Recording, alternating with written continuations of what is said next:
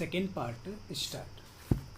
There is a large number of cooperative constitutions of this type where the right of membership in the cooperative society is granted to the employees who are working for a particular number of years in that particular society.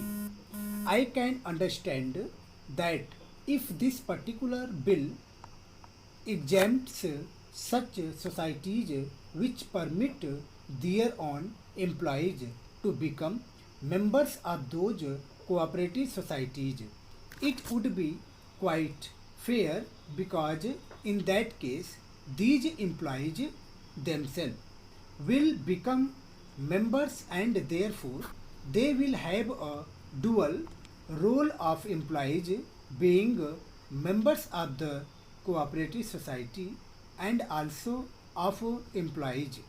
If, however, a compulsory registration of its employees who have worked for a particular number of years in that concern as members, then that kind of relationship is as between an employer and an employee, and only in exceptional cases should the government come forward to exempt such cooperative societies from the provisions of this act.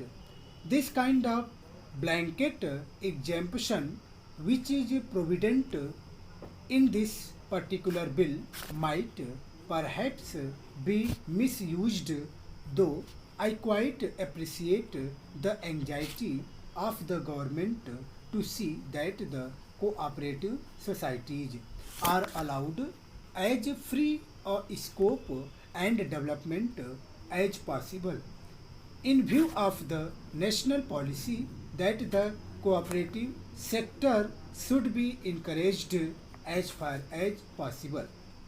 Therefore, I suggest that as far as this provision of exemption to the cooperative societies is concerned, this exemption should be given only to those societies which permit their employees to become members of the cooperative societies, and so far as other cooperative societies are concerned, it is only on merit that the exemption should be granted, and there should not be anything like a blanket exemption whereby merely because it calls itself a cooperative society, merely because of its being a cooperative society, it enjoys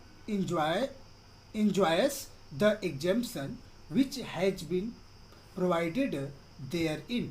Para. Then, sir, there is the question of what is known as the infancy of an industry. Here again, sir, a distinction is made between establishments that employ 50 or more people and the establishments that employ between 20 and 50 people.